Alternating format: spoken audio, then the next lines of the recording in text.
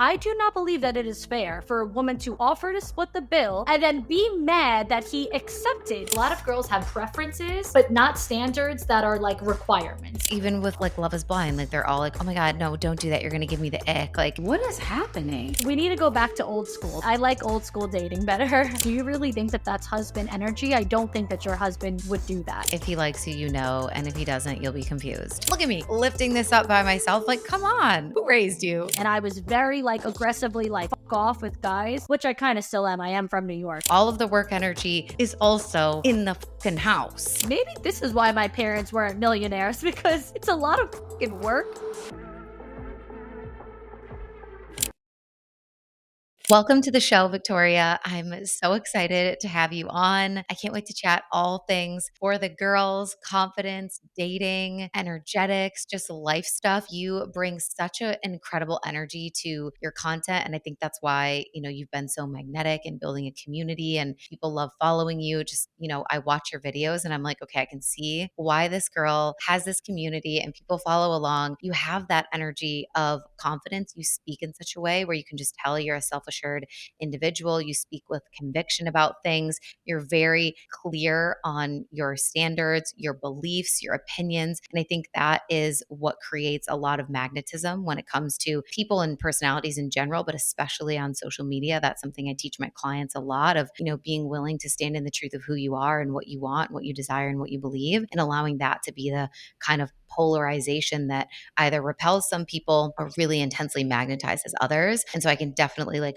feel that energy from you. And we'll talk about the journey of confidence because you are a confidence coach, but it'll be interesting to kind of hear the backstory of if you've always been like that. But welcome to the show. We're so excited to have you. I can't wait to dive into everything. Thank you so much. First of all, I am so honored. And I was also like smiling and nodding because I can 100% say all of the same things to you as well. Because of course, leading up to this, I was stalking your socials and looking at everything. And the same thing, you speak with so much conviction and power. And I think that that really resonates with people, especially people who need or want to be inspired. And like they watch your content and you just give it. Like everything that you just said, I feel the same exact way toward you. So I really appreciate that. And I'm also very excited for this collab because we're going to be on each other's shows and get to know each other and share each other's work with our audience. So I think this is going to be a lot of fun. Yeah, we've got that like fiery energy that kind of matches with each other. East Coast girlies unite. 100%, exactly. Okay, so interested to hear about your kind of like journey with this idea of confidence because you're a confidence coach. That's a big part of what you instill in women when they come into your world, when they watch your content, when they work with you. But I'm curious to know if you feel like you were always like that. Like, what was your childhood like? What was your journey with stepping into this like fullest expression of yourself and really owning that confident side of you? Yeah, well, I always start by saying, yes, I was always a confident person, but that doesn't mean that I'm also not a human being who's a girl with emotions and has struggled with insecurities. I absolutely have. And through going through all of life's trials and tribulations and dating and guys and friendships and this and that, of course, I have had insecurities as well. But I think one thing about me that would maybe be different from someone else when it comes to really embodying confidence is that I've just always been a problem solver. And so when I have struggled with insecurities or something may have happened that could have put me down or whatever, I didn't sit in that for too long. I always just found my way out of it. I always saw the light at the end of the tunnel. I always found the solution to whatever that problem was. And like, I would just get over things easier than I think most, because most people really sit with, why is this happening? Or like whatever the case is, and they let those negative feelings linger for so long. And for me, it's always like, all right, you have your 5-minute pity party and then you just carry on. And yes,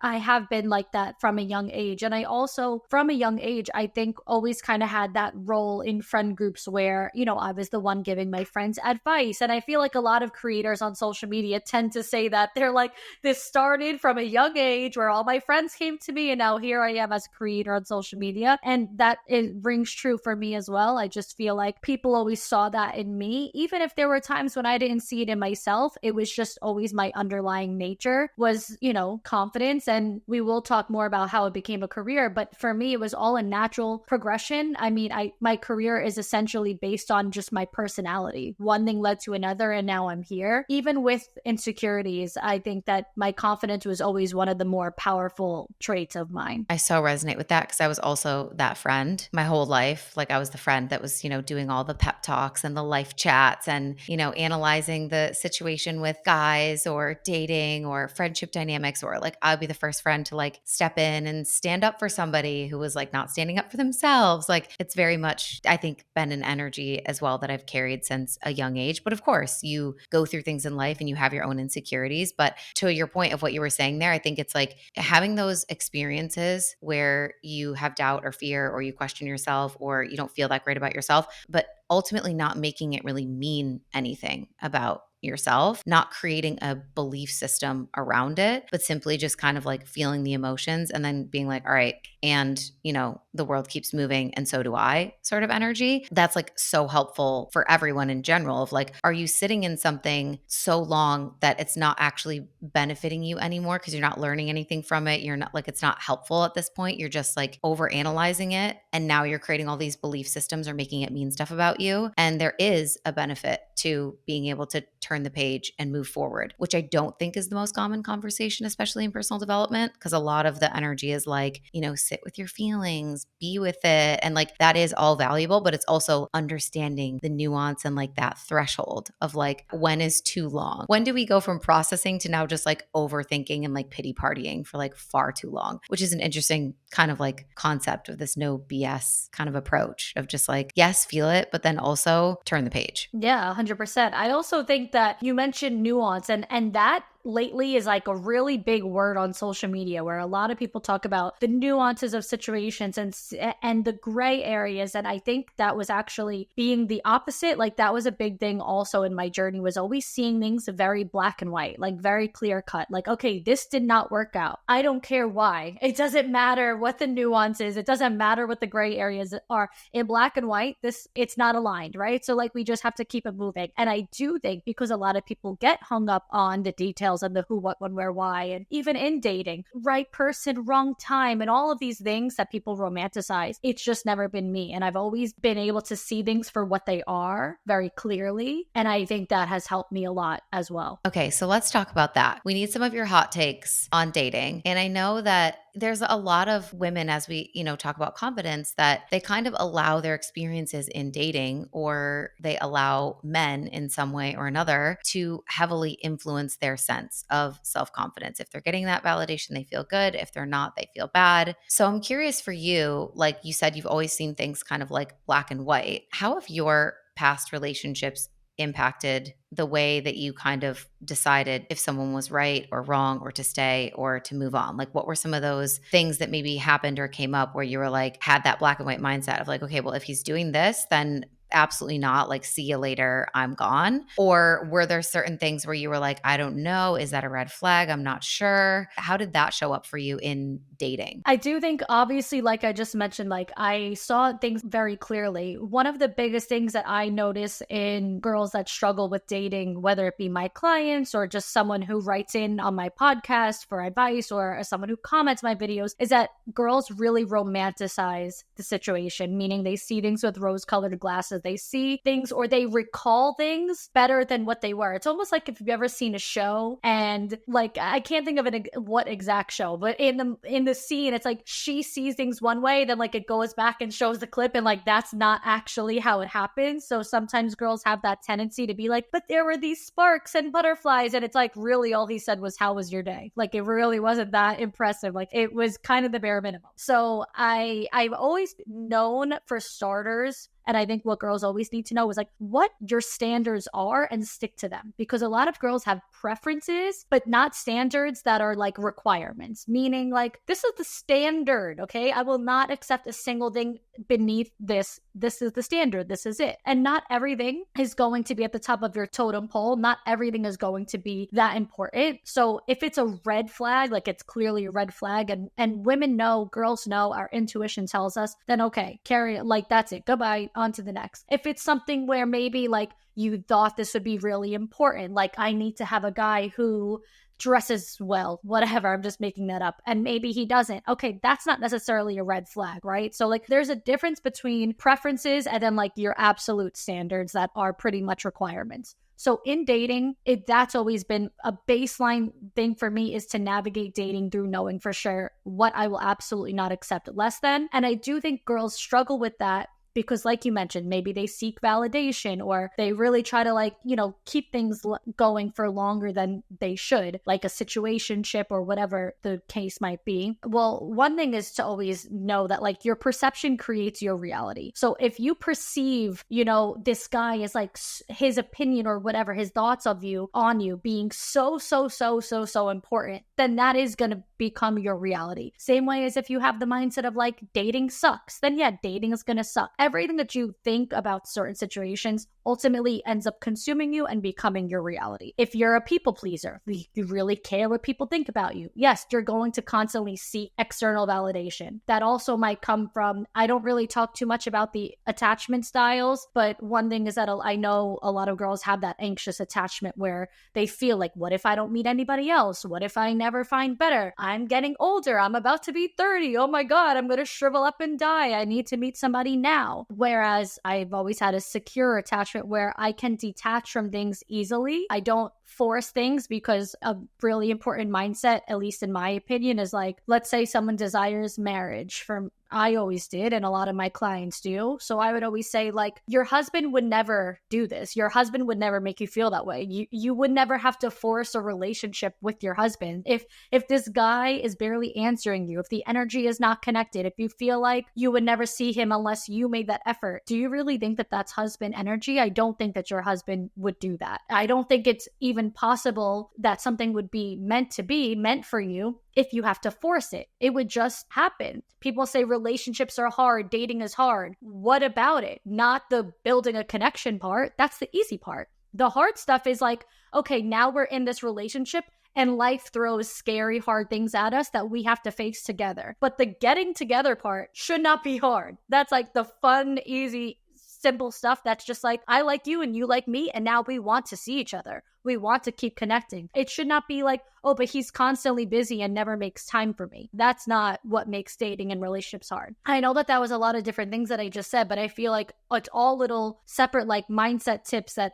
you can implement to understand, like, if someone is not for you, point blank period, you'll feel it. And we can try to romanticize the situation and convince ourselves otherwise, but it's like trying to fit a square in a circle hole. It's not going to happen. It's like that saying that people always use of like, if he likes you, and if he doesn't, you'll be confused. So if you're confused, or like you said, if you feel like it's hard at the very beginning, to me, that is like massive red flag energy of just not your person. Regardless, they could be a great person. They're just not your person if you're not connecting at the very start. Like my partner and I are watching Love is Blind right now, and we're like, oh my God, like if you have this many problems, like a week deep, like get the fuck out. Like, what are we even doing? And then acting like they're going to be able to like fix it. Like, no, you should not have that many problems that early on with someone that you are. Because like you said, if someone likes you and you like them, you will want to see each other. You will make time for each other. It will be exciting. It will be fun. You will not be fighting. You will not be arguing about things.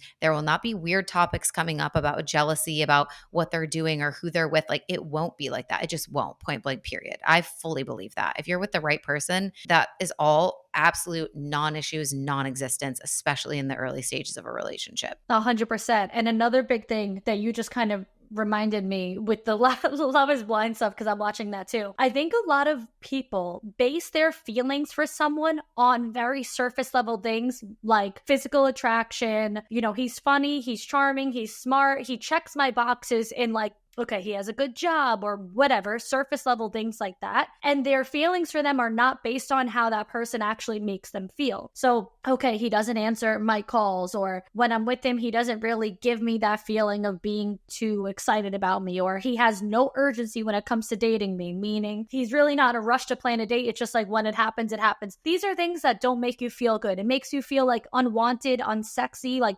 unsexy is not a word, but whatever. It makes you feel like this person's not even attracted to you. He's not excited about you. He's not urgent about you. So your feelings for him are based on things you could find in just about anybody else, especially with the Love is Blind stuff, where these people forget that this is a complete stranger you met 2 weeks ago. The world will keep spinning, you know? And same with girls. You go on 1 or 2 dates with a guy, and you're like, but he checks all my boxes. I want it to work. He's so great, but he's not making plans for a third date. Well, that's not really making you feel great. So that should be how you feel about him, not the stuff you could find in anybody else. Yeah, or this, this idea of, I think people get so hung up, speaking of these like surface level things. I think people get so hung up around, at least nowadays. I don't know, when I was dating, this wasn't even a word. So, but like the icks, and even with like Love is Blind, like they're all like, "Oh my god, no, don't do that. You're going to give me the ick." Like I'm going to get the ick. I'm like, "What is happening?" If he does one single like silly thing, you're like saying that you're going to get the ick and lose all attraction to him. I mean, that for me is a sign that your attraction to him is, again, based on all of the wrong things. I know you're talking about the Hannah, and right when he like, Yeah, when he went to go sit on the duck, like but that right there, like that's not your person. not your person. But also, I was just like, this to me is showing her own personal insecurities with being herself, with being silly, with being goofy, with being expressive. Cause like he can be silly and playful, and she obviously can't. So she sees that in him. It triggers her. She's like, don't do that. It's going to give me the ick. That whole situation was just bizarre. Yeah. And like there couldn't be a more clear telltale sign that it's not your person, because with your person, those you would laugh at those things. You would take out your phone and record him doing that. I'm sure you feel that way with your partner. I feel that way with my boyfriend. It's like the limit does not exist. Like we do the most ridiculous things together. And realistically, yes, you just brought up a really great point. A lot of people are very immature in dating, almost like a form of manipulation or gaslighting, where they put it on you. Like if this is a you problem, like you're not XYZ enough for me. But what it really comes down to is like you actually just might not be mentally, emotionally, and energetically ready for serious commitment. Because like I said before, not everything is going to be at the top of your totem pole. So a guy maybe who doesn't have great style, like I mentioned before, that's not a red flag. It's just like, okay, that's something that we can live with. So I think people mistake these icks and red flags or whatever the case is. And it's just, we need to go back to old school. That I like old school dating better. Oh my God. I just thought of another thing too. And then I think we can have a good conversation about this, because I know you're a fan of, being kind of like a high maintenance woman, especially when it comes to, exactly like you said, having standards that are requirements, not preferences. So a standard means that I will not accept below it. It's not like a, oh, if it works out, cool. If not, I guess I'll just live with it. It's like, if you actually have a standard, it means that it's a requirement, not a preference. We can definitely unpack that. But I was thinking of the one scene in Love is Blind where I can't remember her name, but she like wanted to watch the fireworks with the guy, and he was in the middle of a conversation with one of the other dudes. And so she went out and like watched the fireworks with everyone else by herself. And then she came back. I knew. I'm like, she's going to make a stink about this. She comes back and she's like, oh, thank you so much for watching the fireworks with me. It was so romantic. Thank you so much. And starts being really passive aggressively annoyed that he like didn't watch the fireworks with her. The energy. And then there was an issue of like, you aren't bringing me flowers. You aren't whatever. I do think sometimes there are women that, like you said, maybe they've gotten used to love bombing in other relationships where there were these like, aggressively over the top romantic gestures of, he's bringing me flowers. He's writing me handwritten notes. He bought me jewelry on the second date. He's, picking me up in this horse-drawn carriage, like whatever the fuck the love bombing situation is. And those are unhealthy dynamics and those relationships end up fizzling out. But then it creates this perception that that is what romance is, or that is what love is. And so this contrast, what I'm getting at, is between having high standards, but then also this phenomenon that I see happening with a lot of people where they expect these really over the top romantic things all the time. And I almost think that it's an unrealistic expectation, and it's also not what's going to make you feel in love with someone. If you're relying on him bringing you flowers every single week to feel in love, I don't think you're really in love. So what's your perspective on the balance of those scales of having high standards, but also not having these like kind of ridiculous expectations of overly romantic gestures all the time? Well, first things first, I always say that there's a huge difference between standards and expectations, because I believe we are entitled to our standards, but we are not not entitled to have expectations because everyone is different. And so you can't expect anybody to have the same desires, standards, needs, morals, values, boundaries. Like everybody is different. We all have our own set of standards and whatnot. So expectations, having them in general, you're setting yourself up for failure in the first place because you're going to probably more than likely be disappointed unless you do meet someone who in every possible way sees the world through the same exact lens that you do. My boyfriend and I were, I would say honestly, like 10 out of 10 compatible. But before me, he really never met someone or was with someone where they cared about certain things like that, like the flowers and whatnot, which I do care about. I like romantic gestures, but certainly not on a weekly basis. First of all, my apartment would smell like a funeral home, so please don't do that to me. But also just in general, like I like romance. You mentioned like high maintenance. And for me, one of my favorite like TV show sayings was always like in Friends when Monica's like, everyone calls me high maintenance. And Chandler was like, sure, you are high maintenance, but I like maintaining you. And I've always loved that. And look at Monica. She wasn't asking for the horse and carriage. It just was, yeah, she likes things the way she likes things. And that's how I am. I like things the way I like things. But it never was an expectation of you have to do this. For me, it was more of like in the gradual process of my boyfriend and I getting to know each other, we just shared with each other what we both like. And I know what he likes. And trust me,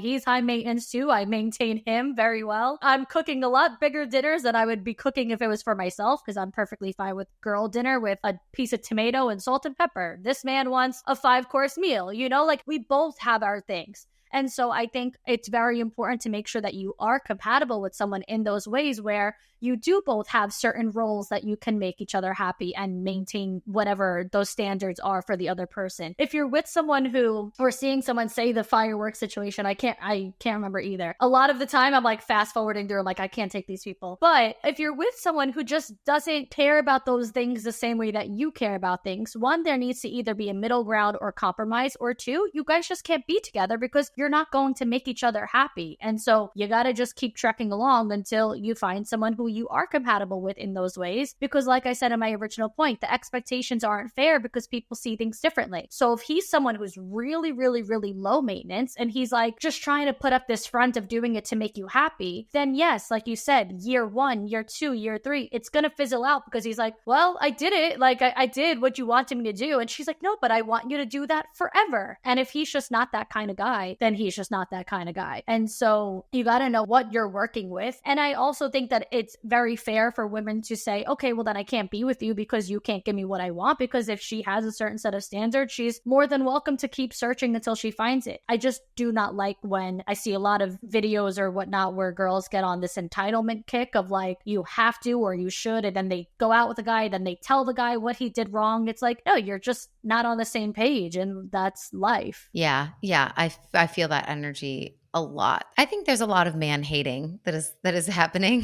and it is interesting to see. And I have so much empathy and compassion for my single girlies and my friends that are still out there trying to find love. And dating world has definitely changed and evolved and become more challenging in certain ways. And so I definitely, can empathize, and I see it, for my friends that are going through it. But I don't think that, making men wrong about everything is also like the viable answer. Or like if he does something, you're like, oh my God, he was so trash because blah, blah, blah. It's like, well, he wasn't trash. He just wasn't for you, This is a big thing. I get a lot of girls who comment me or message me thinking that I'm going to be on the same page, where they tell me like, girl, guess what? I went out with this guy. I offered to split the bill and he accepted. Like, what a loser, and blah, blah, blah. And my thing is always, again, I am a little bit more traditional and I like things the way I like things. From the beginning, my boyfriend always took care of the bill. He always paid the bill. We have never been a 50-50 couple. That's just how we are. And that's my belief. However, with that said, I do not believe that it is fair for a woman to offer to split the bill and then be mad that he accepted. You are playing a game on him. It goes back to what we said about being immature. You're not ready for a real relationship because you're playing games with these people, you're testing people. You came to me to tell me I tested this man and he failed my test. He had no idea that he was taking a test. He had no idea. He might have just said, sure, what a lovely gesture that you offered to split the bill, and he just took it. I don't know. Also, what if the correct answer to your test was you trying to figure out if he was a feminist, and you feel like it's degrading to you if he assumes that he's going to pay for you, because there are other women that feel like that. Like it's almost like this impossible game for men that they're playing of like they probably want to court women, or and some of them don't, right? For sure. Some of them don't at all. But like some of them do, but they're also very confused because they don't want to offend you. And like some women take offense if you like think, you know what I mean? Like it's I do have empathy. I'm like, damn, it kind of sucks. I Like actually have a funny story on that. What? Sorry, yeah, keep going. I'll tell you. no. I want to hear the story. This story was shared with me, so it's not my story. It was told to me in regards to someone else's friend. This guy and girl went on a date that already knew each other. They were already friends for years prior, good friends. He asked her to get dinner, but there was no full blown straight up like, I actually really like you and I want to take you on a date. It was like two friends going to get dinner. She liked him, he liked her. He didn't know if she was gonna like see him as romantic, you know? And she didn't know if he was seeing this as a date or if he was just asking her to grab dinner. She said, I'm going to offer to split the bill. If he accepts, then I know this was not a date, it's just friends. He said, I'm going to pay the whole bill to show her it's a date. But if she offers to split, then I know she's not into me and we're just friends. So they went to dinner. She offered to split the bill, which made him think that she doesn't like him. So he accepted, which made her think she didn't like him. And so then there was just, you know, obviously unspoken, there was no communication or whatever. Now they are together to this day. They might actually also be married. I don't really know, but my point is in those beginning stages it's games. People don't know. Like, so for me, it's like, if you want a guy to pay the bill, then don't even offer. Just say, thank you so much for taking me to dinner. Be gracious, be classy, be kind, and say, I really appreciate you asking me out and taking me out. I had a great time, and it doesn't have to be this. So I always preach like just staying true to yourself and being honest with people. I think that's the kindest thing that you can do, and leave it at that. Even if he's not the guy for you, whatever, you could still be kind. You don't have to turn around and say to me like, look at this loser, he accepted. Like, it's just not for me. And I agree with you. I'm not with the man hating either. Yeah, it's not for me for sure. But I do miss the days where men were like more helpful in public. That's what I was going to say. Like on the airplane, I love when a man asks if he can put my suitcase up. And I always say yes. I'm like, yes, sir, please. Absolutely. 100%. They don't do that anymore. I think it's kind of like you said, though, because they're like, I don't want to offend you. I don't want to. Yeah. They don't want to offend you. They don't want to scare you away. They don't want to get in your business. They're like, we get it. Men are scary. I won't get close to you. It's fine. But I'm kind of like, come on. Like sometimes when I'm on a flight and no one offers, I'm like, really? Are you fucking kidding me? All these dudes around and no one's like, look at me lifting this up by myself. Like, come on. I know. Who raised you? I know. I agree. So crazy. Okay, I'm curious if you're open to share, like what are some of your standards that you love? Okay, wow, interesting. I feel like I'm going way back because now we're at this stage where I'm like really like comfortable, obviously. But I would say when it came to dating, more or less, for me, a lot of people might not agree with this at all, but he planned every day, point blank, period. I didn't plan any dates. He planned every single one of them. And honestly, to this day, my boyfriend takes me on dates. We're together a year and a half now, and he still takes me on dates, and he's romantic. And that was a big thing for me because I really wanted to feel the romance in a relationship. That was a big standard of mine. Was, I think, you know, people always say like, oh, romance is dead. And people, yes, my boyfriend and I are best friends, but I didn't want it to feel like a friendship. I wanted to feel like a woman being taken out by a man, and he would open doors. And these are things I really paid attention to. And when we very first went out, like he, for the most part, opened doors, but say that we were leaving the date and went back to the car and he went to go around, I would just stand there and be like looking at him, and he's like, oh, and then he would come around. And so, you know, I kind of in some ways had to make those things known to make sure that he like picked up on it. And again, to this day, a year and a half later, he opens the door for me. I also feel like being able to have like certain conversations, which might sound like bare minimum, but I was single for 10 years before I met my boyfriend. So I would go out with guys and every conversation was like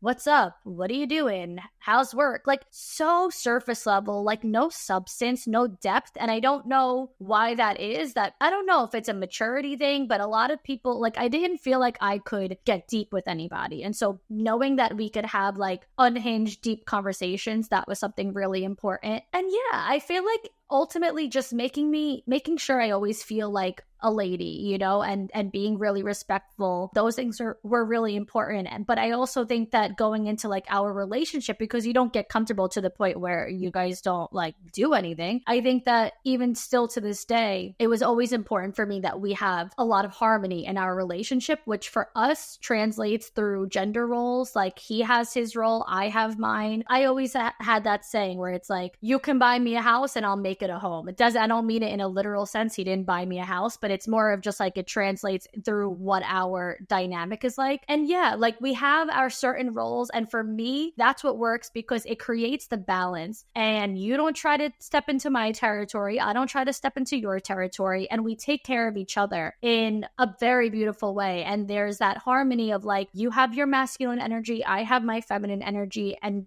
that for us, it just works. And I think it creates our own version of like equality because it's like you do you, I do me. We both bring different things to the table. And so, yeah, I think that having the standards that I had from day one translated into like a very harmonious relationship, a year and a half later. Yeah, beautiful. When you say that he planned all the dates from the beginning, was that because that was naturally the energy that he carried? He kind of had that masculine leadership. He wanted to do that? Or was there any communication where you said, I love when you plan the dates, or I love that you plan all these dates, and kind of like leaned in to like hint at him to like keep doing it? No, it's definitely his natural way. He is for sure a little bit more old school, gentleman-like, and he is. But there was also a time where it was right before we went on our first date. We were having this conversation of like, what do you like? Blah, blah, blah. And this is what I said, and I think it set the tone for everything to go for the future. I was like, I really like sushi and I really like a man with a plan. And then he took me to Nobu for the first date to have some sushi. And then that was it. He wrote, okay, noted. He sent me like the little check emoji, noted. You like a man with a plan? And then like that was my form of like communication, just telling them what I like. I also really like the way that you worded that when you were like saying, I love when you plan dates, because I think that positive affirmation of telling them what you love and how it makes you feel is so powerful, especially when women want to lean more into their feminine energy, because I notice that a lot of women, and I used to struggle with this as well, because I used to be in business a lot more hustle, and that really took over my whole life. Now I have a different line of work, which I think just in general created room for more softness in my life. And so that helped in relationships and dating too. But back in the day, and what women I see now with that really masculine energy is saying it more in a negative way. Well, you're the man. You should know what to do. You could, blah, blah, blah, whatever. And it's like a controlling way. It's a demeaning way. It's also an emasculating way of being like, well, you're the man, so that's your job. And even if you feel that way, like for me, I'm like, yeah, that is his job. You just don't say it. It's not feminine. If you want to feel, like I said, I wanted him to make me feel like a lady. If you want to feel like a lady, then you got to make him feel like a man. And with what I've noticed, like that I've seen the most reward come from is having those positive words of affirmation of, it makes me so happy when you do this. It really feels good when you do this. One of my biggest ways because I talk a lot about guys planning dates, girls comment like, what do I say? I always say that you can just say to him, I trust your judgment, surprise me. If he's like, what do you want to do? Where do you want to go? You tell him, I trust your judgment. And that man will say, okay, well then I need to make sure I do this right, because she's trusting me. Like she's putting that faith in me. And as a man, I want to steer her in the right direction. So saying that, like, I trust your judgment, surprise me, is so much better than being like, why are you asking me where I want to go? Aren't you the guy? That's your job. So words are very, very important when it comes to bringing out the masculinity or the femininity in your partner. Yeah, it's almost like training a dog. Like they always say, like positive rewards work best. Yes. You know what? That's so true. I never thought of that, but it's so true. You get a treat if you're good. Literally, not to relate training your man to training a dog. But yeah, that's what they say. Positive reinforcement, ladies. And I think like to your point of someone who can be very in their masculine, especially if you are in your kind of like hustle era, which I definitely was and sometimes still am, building a big business. It's a balance of moving between those two states. But when I was first really trying to surrender some of the control in our life so that I could be more at peace and be more in my feminine energy, there were things that I had to allow and encourage him to lead on. And then I couldn't really like be a brat or complain about the result when it wasn't perfect or it wasn't the way that I would have done it, because that I knew that that would not be encouraging for him to continue to take control on those things. So I think, to your example of saying, I trust your judgment, surprise me, and then he takes you somewhere. And if you don't like it and then you throw a fit and you're a brat, then it kind of defeats the whole purpose of even using that line, because it's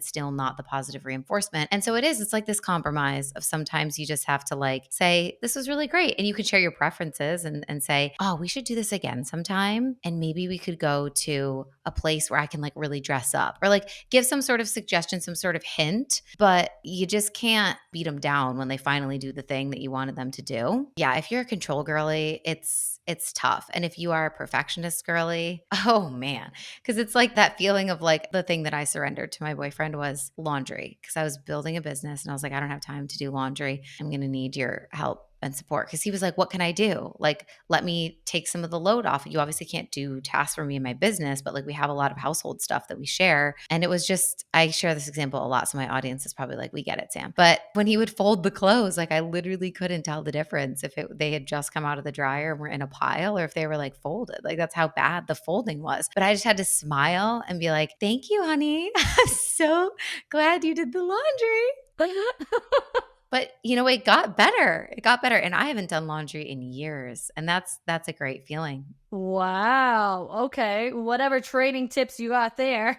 No, I'm just kidding. But it is true, because you know what? I think a lot of women who maybe like us, like whether you built a business or whatever your life is that brings the hard shell out of you, that brings that toughness out of you, have the mindset of like, I could do this so much better. And so you get like, it's almost like a resentment toward this person, because yes, say he did pick and plan the date and it wasn't something that you like. Then you're like, I could have done this better, or whatever, folding the laundry. You're like, I could have done this better. That's a mindset that we really have, like, you really have to train yourself to get out of. And I had to as well. And honestly, this isn't going to be the case for everybody, because not everyone's just going to switch up their job and change their job. Fortunately for me, I was in a position where I was able to transition out of, one career and kind of like shift into another. If you feel like, okay, maybe you can't do that. If you feel like you got to just work with what you have and you're sticking with your business, you're sticking with your job, you have to have that, like, what I'm not sure the right word, where it's like that balance or that separation of like, this is going to be my energy at work. And the second I'm off the clock, the second that I shut that computer down, I'm surrendering and I'm tapping out of that energy and I'm going to lean into my feminine energy. Like, you have to say, okay, like work is work and then my home life is my home life. And you really need to know how to separate the two. And whatever you have to do, whatever sort of personal,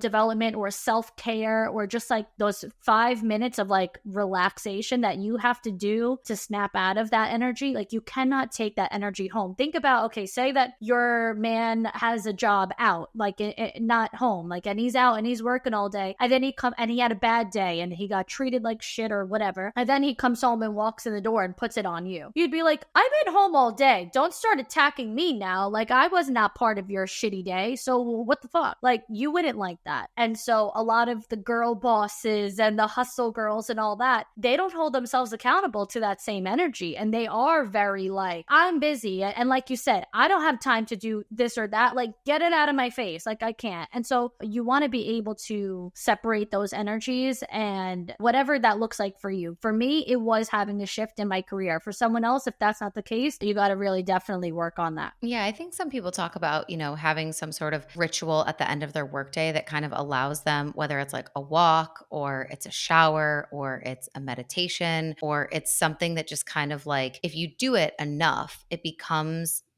you create this association in your brain and in your body of like, this means work is over and like personal life, it begins. And I think that's a beautiful way of creating that separation of, I was in my masculine kind of like hustle energy to get work done and be a boss at my career, at my job, whatever. And then I do this one thing that helps me drop into my body, that helps me relax. And then I move into the evening with my lover at home and I can kind of be in that feminine energy. It takes practice. Like, I'm not even going to lie to you. I think especially when you work from home, because for a lot of people, it's the location. Locations hold energy. And so if you go to work, you can feel that you're in that masculine at work, and then you leave, you drive home, you put some music on, you listen to a podcast, whatever. You get home, you're like, oh, I'm so happy to be home. I'm tired, can't wait to eat some food, want to be with my man. And then the energy naturally kind of shifts because you've changed states and home is like this sanctuary for you. But I work from home. So all of the work energy is also in the fucking house. It's so true.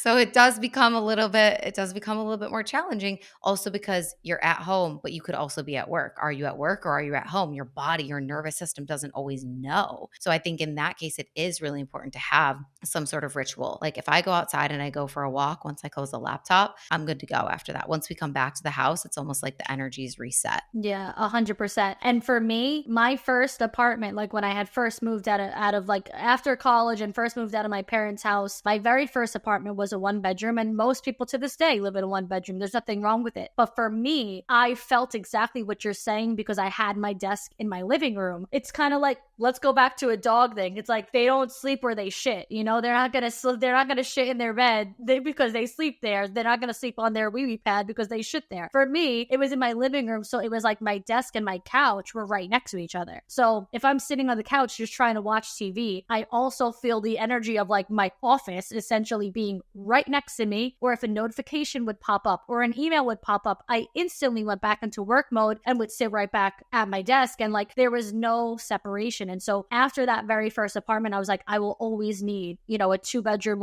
or more, whatever, so that I could have the office for a separate space. That might not be the case for everybody, but if you can financially do that, I do recommend it because it made it a big difference for me because I have my office and I'm able to shut the door and not look in the office when it's not work time. And because it's further from the living room or my bedroom, I don't find myself the way I used to, just popping in and out of bed onto the couch, or in and out of bed into the desk, or in and out of the couch into the desk. And there was one other thing that I wanted to say to one of your points. I forget exactly what you said because I just went a little bit off track. But when it comes to, I think that you were just talking in general about, the energy and the balancing with your relationship and whatnot, because a lot of girls do want a masculine man and they all say, I want a guy like this or whatever. Everyone has both. So even as a woman, you could be a highly feminine woman, you still have masculine energy. So if you're struggling to know how to balance and have both of those things, my biggest thing is always to remember that your dream man, like the guy that you're really seeking, so say that it is a masculine man, is seeking his dream woman. So his dream woman is going to be, for example, the feminine woman. And you could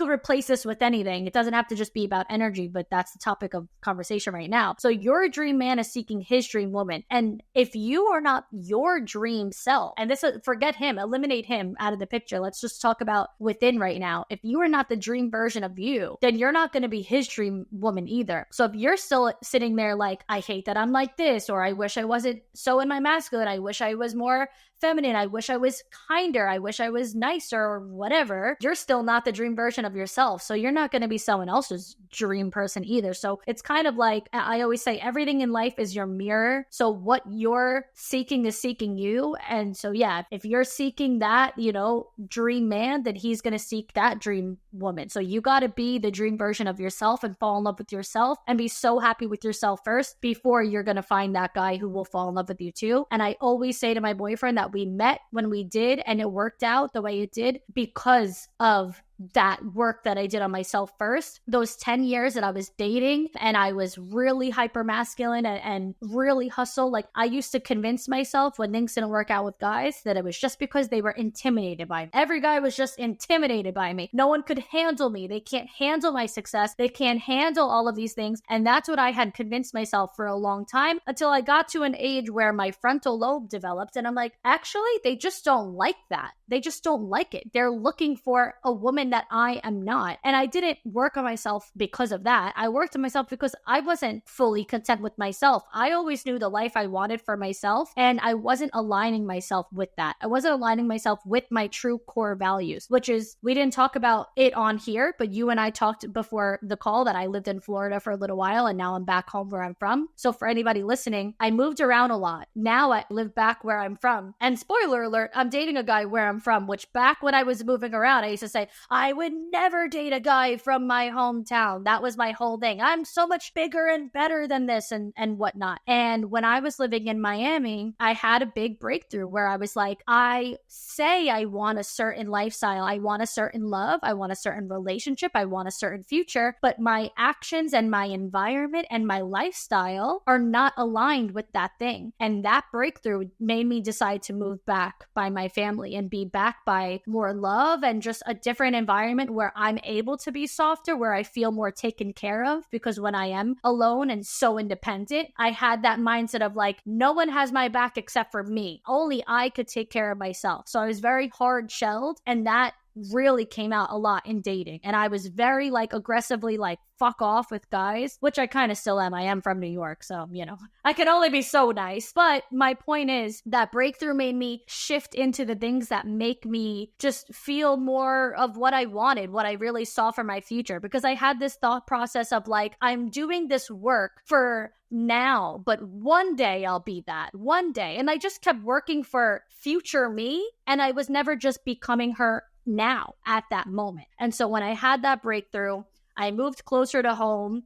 I really shifted my energy. I felt so much better. I still had some dating fails, but then fast forward a year, I met my boyfriend, and like it all made sense. And so he had high standards. I had high standards. We were both in a position aligned in the life that we really wanted. And that's why it worked out when it did. If I met him a year or plus prior, it would have never, ever worked out. I know I just said a million things, but everything you said triggered different thoughts for me. So I had to get it all out there. Isn't it so interesting that I feel like a lot of women in our like kind of age range generation had this arc of like growing up really wanting to be super hyper independent and like to be the boss girl, and like had these dreams of working in corporate and like making her own money, and or maybe owning a business, like really like rising in the ranks, being really important, being financially successful on her own. Like it was very much, I feel like we grew up with like the I don't need no man sort of energy. And then it's interesting because I find a lot of us now swinging more traditional,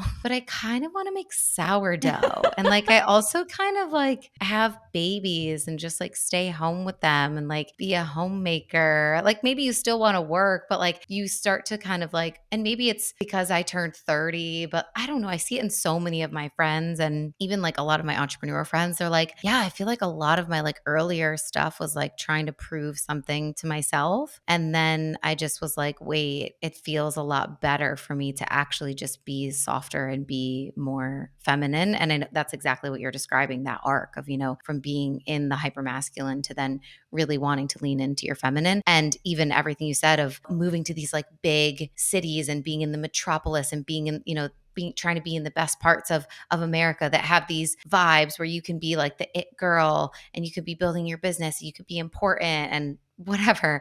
And then being like, oh, wouldn't it be nice actually to like move home and like be close to my family and like date a guy from my hometown, which you would have never wanted to do before. It's just very interesting that we're all kind of like on that sort of arc. I don't know what the exact like causation and correlation is, but like we grew up with a certain work ethic instilled in us. At least I could say for my parents, it was like, you want to be successful, you want to make money. We also like were a big generation that became more successful than our parents, which I think is like a big deal. Like a lot of our parents were always like middle class or like lower middle class. And then, we were taught like, or we saw like, okay, we want to do more than that. We want to be able to give our kids more than we were given. And my parents gave me every single thing that they possibly could, but with the resources that they had. And so for us, I think because we lived that and we experienced that and so on and so forth, we saw the potential, like as we were younger, and we saw what, people had on TV or what other people had, or like even for me, I grew up with friends who were just wealthier and like they grew up in ginormous houses. And so I always was like, that's what I want to give my kids. And so as I grew up and like, I mean, I graduated college a year early because I was in such a rush to make money. I was like summer classes, winter classes, studying abroad, extra credits every semester because I was like, I want to work right away. And so I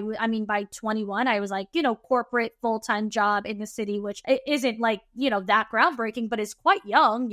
Most of my friends at 21 were like, I'm going to take a break after college and figure out what I want to do. But I was just like so ready to, change my future and my family and make money. But then as I got older, I'm like, maybe this is why my parents weren't millionaires, because it's a lot of fucking work and it's exhausting and they just want to chill. So, I mean, and I'm almost 30. I'll be 30 in a few months. So I'm in the same place as you where it's like being a homemaker just sounds sexy. Like I want to put on an apron and just call it a fucking day. I know. But I think I have so much appreciation for like that version of me, because I do think, oh, it's easy to say like, yeah, no, I'm going to transition my career or be this homemaker or whatever, which I think that, I have been afforded the ability to relax a little bit this year and do things a little bit differently in my business, especially, or like take Fridays off and like only work 4 days a week and do things like that because of the work that I put in before. So I also have to put some respect on my name of like a shout out to past me who did show the fuck up, because that gave me the opportunity to then be able to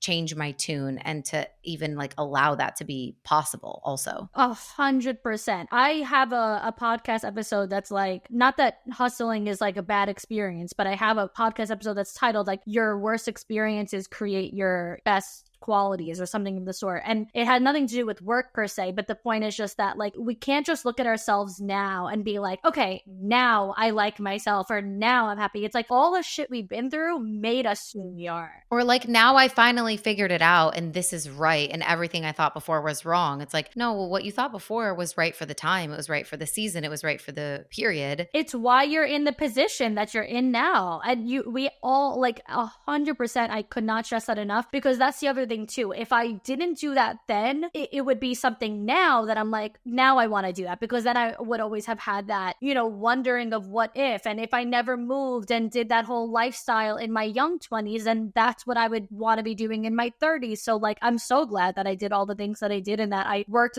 the way that I did, because it matured me. It brought me to the season that I'm in now. So shout out to, like you just said, past us, because I think that every single season that we went through is so beautiful. Yeah, and so purposeful and just kind of like guiding you to where you are now, which I love so much. Thank you so much for coming on the show. This was such a fun conversation. I can't wait to continue over on your podcast, but let everybody know where they can find you, follow you. You guys need to follow Victoria if you don't already. Like, she has really great content. I'm going to be on her show for the girls. Yeah, shout out your handles. Let them know where they can follow along. Well, thank you so much for having me and for doing this. I'm really so excited to, like you just said, continue the conversation. But yes, so I'm on Instagram and TikTok with my handle of victoria.alario, Alario. I'm sure it'll also be linked in the show notes. And then, yeah, my podcast is everywhere as well. And it's just called For the Girls. And you could find that on Apple, Spotify, Instagram, TikTok, just about everywhere. And the handle for that would be forthegirls.podcast. Love it. Okay, we'll link everything in the show notes for you guys. Thank you so much for tuning in. If you have a girlfriend who is dating or would love this type of conversation, copy the link, send it to her in a message, let her know that you were thinking of her, and we will talk to you guys next week. Bye.